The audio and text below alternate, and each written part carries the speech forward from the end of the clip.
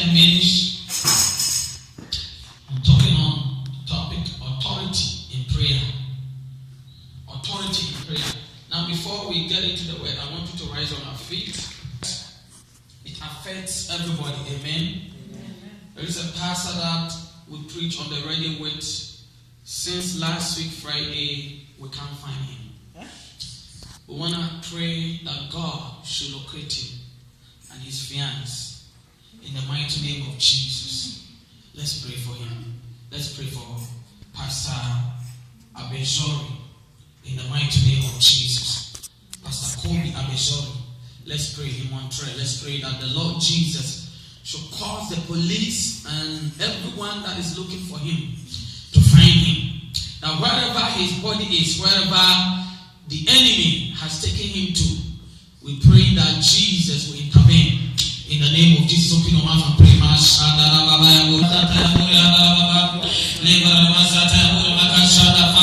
remember your son, Pastor Kobe Abejori. We present him before you, Jesus. Wherever he is, my God, locate him. Let your angels be released, Lord. Pastor Kobe Abejori and his fiancée, Father, whoever has kidnapped them, Father, if there is any accident, whatever happened, that Lord, we can't find that. Jesus, release your angels to go to Montreal. Lord, let them locate him. Let them locate them. In the name of Jesus Christ.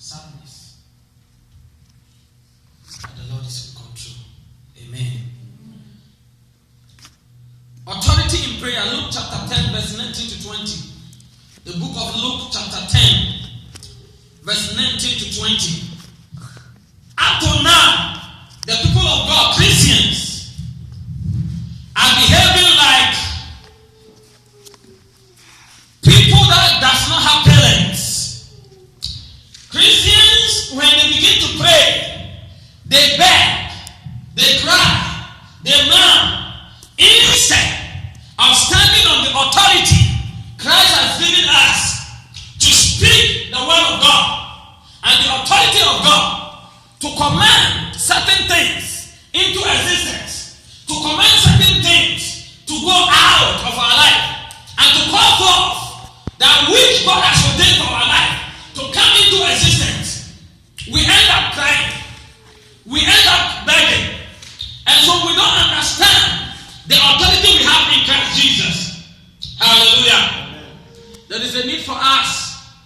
not to cry any longer. There is a need for us not to beg any longer. We get to understand that Christ has given us authority, and we got to use that authority. Hallelujah. He says, in my name, you shall cast out devils. You shall lay hands on the sick and they shall recover. Hallelujah. That is one of the authority. It is a sign that he has given us authority in his name to do certain things. Luke chapter 10 verse 19 to 20. I want somebody to read for me, please.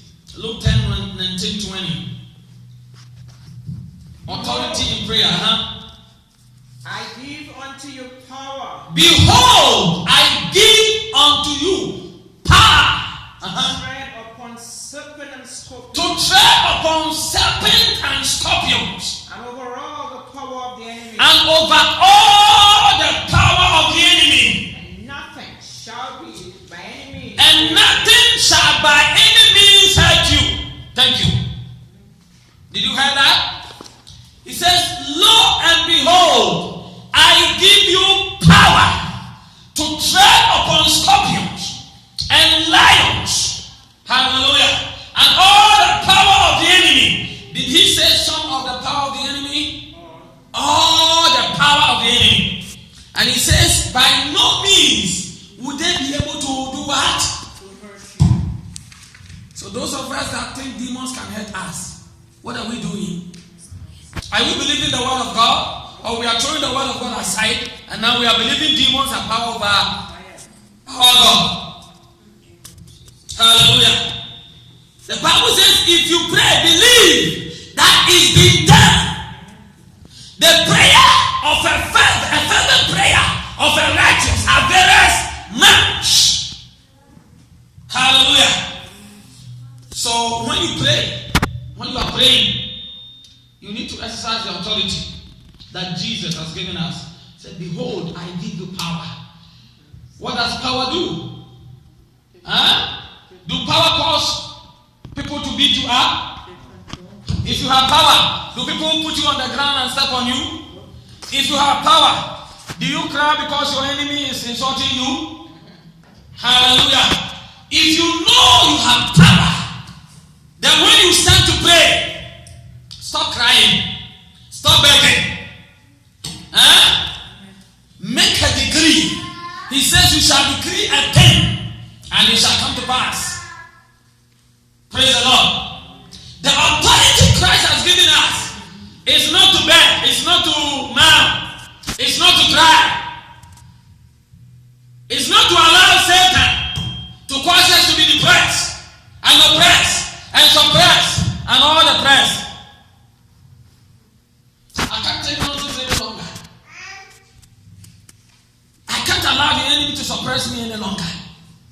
Praise the Lord. And how do you use this power? How do you use this power? Do you go and stand in front of your enemy and say, in the name of Jesus, God says he has given me power to cast you down? Is that what the power is to do? I mean, is to work for you? You see the enemy say, hey, in the name of Jesus, I punch your face. And you punch your enemy's face. Is that how the power operates? Hallelujah. How does it operate? Open to Matthew chapter 6. Jesus is giving you keys of binding and losing. He said, whatever you lose shall be loose. Can you imagine? A mere man like me and you, we lose something on earth. Heaven lose it. We bind it, heaven bind it. So you can sit on this earth and control something in heaven. You understand? You can sit on earth here, but you have the keys that can control something in heaven.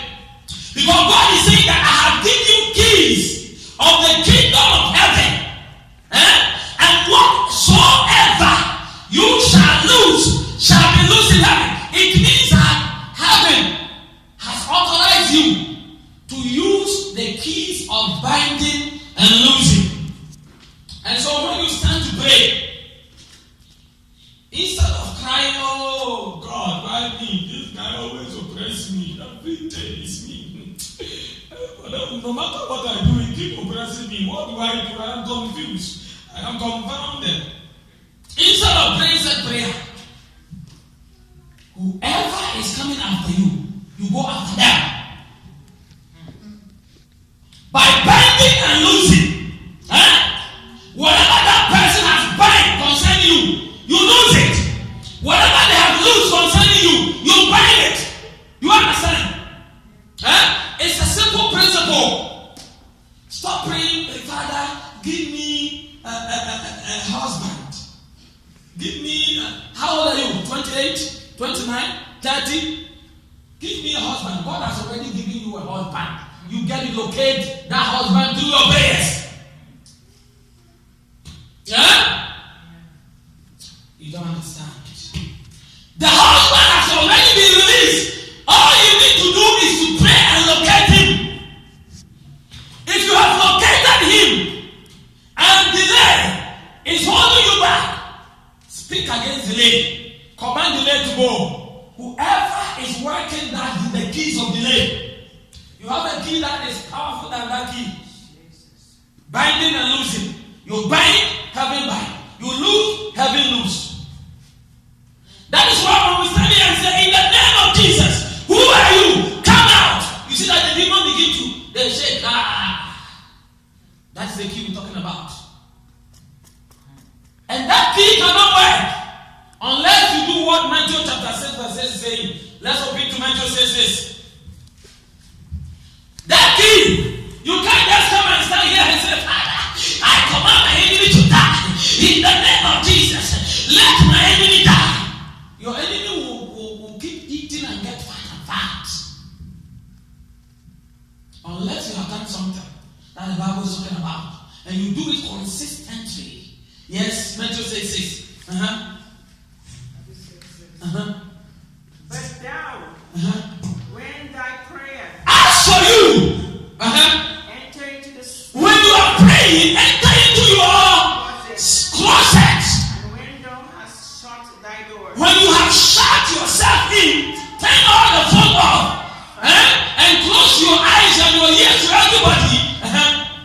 Father in Pray to the Father in heaven who sees in the secret.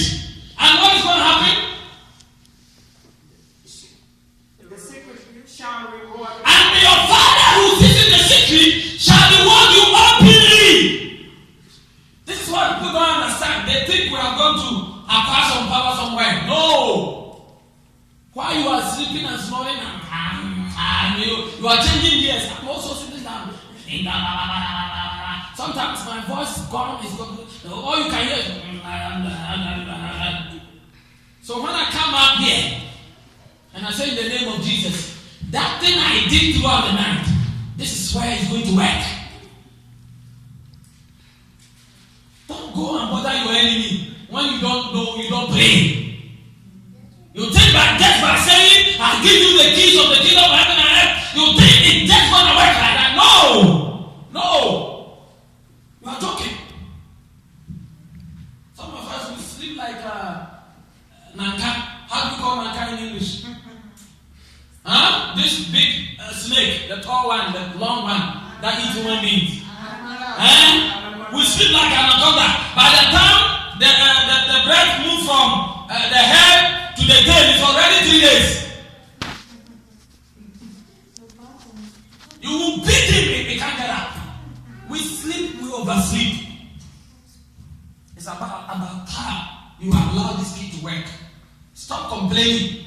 Stop talking to your friends about your problems. Your friends don't have the key to your problems. Some of us, we talk to our mothers and our fathers. They don't have the keys. They don't. Hallelujah. They don't have the keys. You have the keys. And unless you use it, nothing is going to move. Nothing is going to change. You continue to be the same yesterday, today, and forever. Stop complaining and use the keys. 2 Corinthians 10:3. Let's be quick.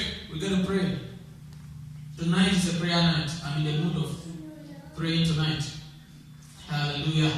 We're going to open some doors and break certain things and command certain things to die and stuff.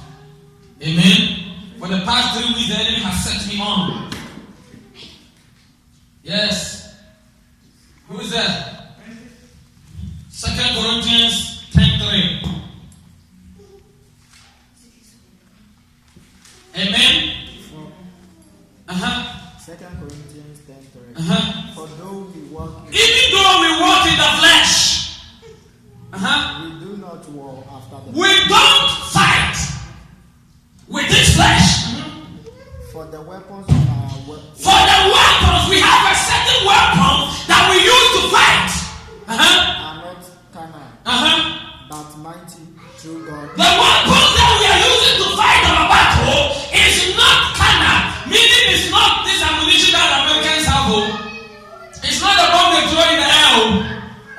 But mighty through God. It is mighty through God To the pulling down of strongholds. How do you pull down strongholds? That is the key. Through prayers. Hallelujah.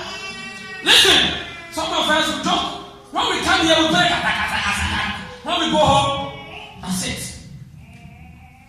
Whatever we are doing here is exercise. Like you are going to school. In the classroom, they will teach you what to do. But when you go home, you got to practice it. I don't care how busy you are. Shh. Quiet. I don't care how busy you are. If you cannot pray, this year is not a year that you will walk Pasadano. It's not a year you will be walking Pasadano. It's a year that we are all going to pray. And if you're not going to pray, we will leave you behind. Yeah. Fasting is coming on the 15th, Sunday. Everyone, Tomorrow. Tomorrow? Fasting starts tomorrow, Sunday. Sunday, So I couldn't eat my food before we. Sunday. Oh my God. I'm taking Sunday. Anyway, let's continue. Verse 5. Casting down imagination. He said, we cast down imaginations. Do you know imaginations? Do you know imaginations?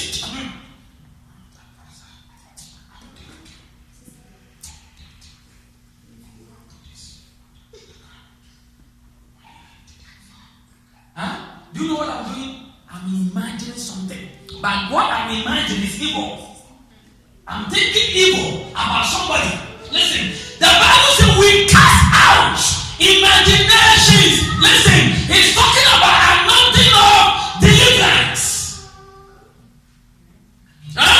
What are some of the imaginations that are going on in your life right now? There are certain imaginations that are working against you. Somebody is sitting down somewhere in their rooms, and they project themselves. Do you know how they project themselves? They take themselves out of everybody, out of everyone. Quiet.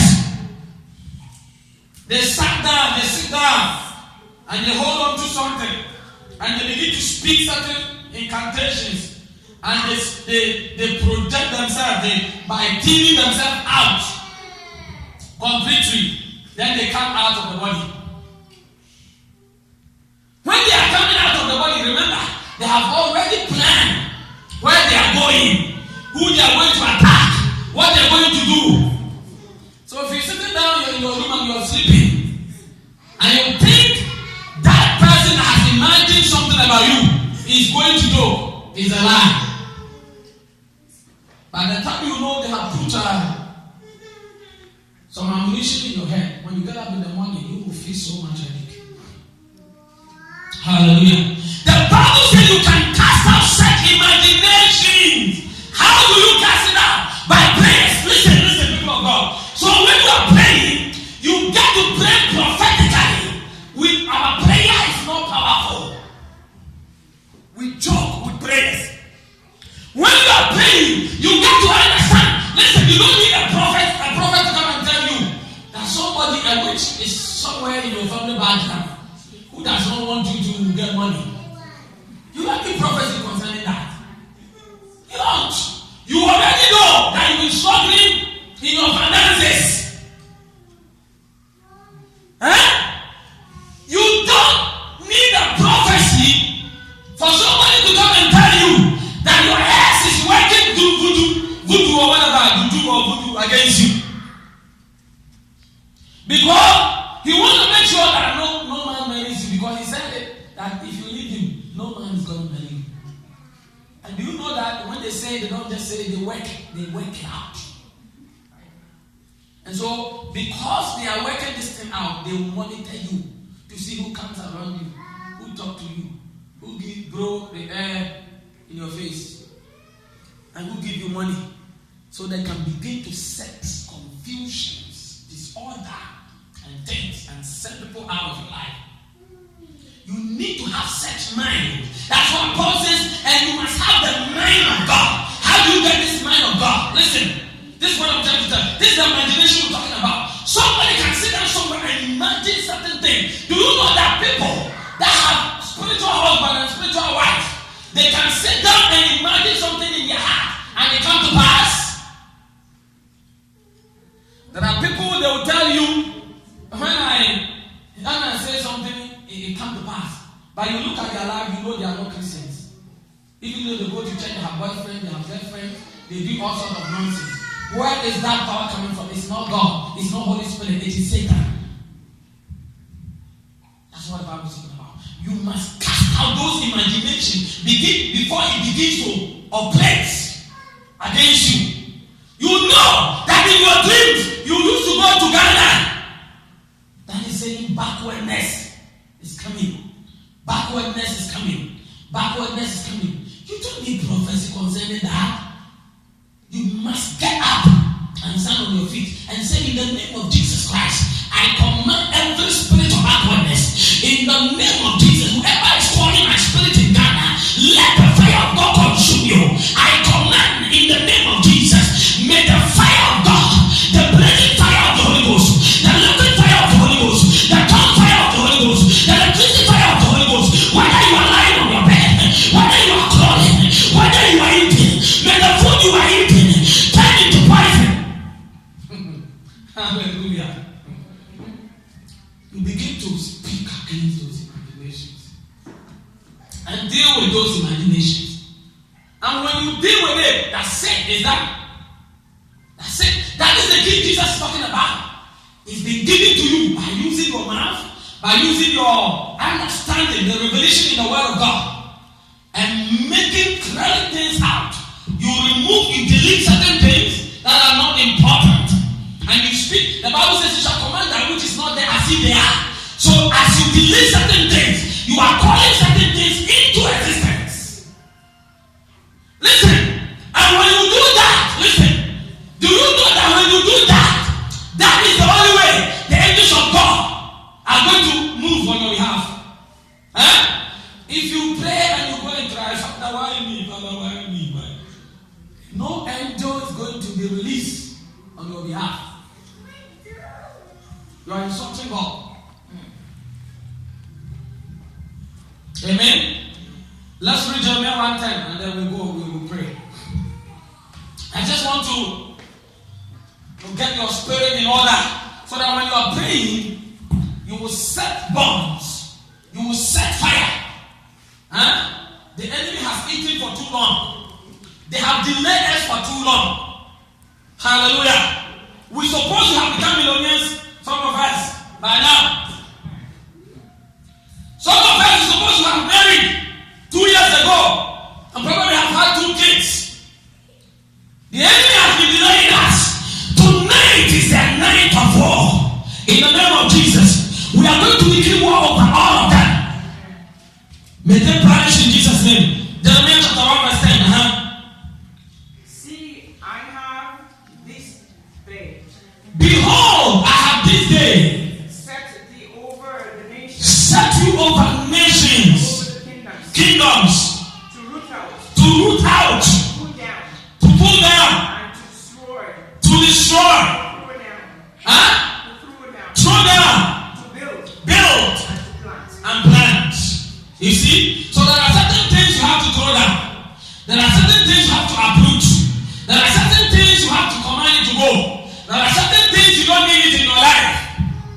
They speak negative against you. There are certain things you are missing, you are lacking in your life that you're supposed to speak and command those things into existence. Praise the Lord. This is what God says we should do. This is how you have to pray. Your prayer is to delete certain things and to command certain things into existence. You are a man of authority. You are a woman of authority. You have been given and granted a key from the kingdom of God. And he said, whatever you bind shall be bound in heaven. Whatever you lose shall be loosed in heaven.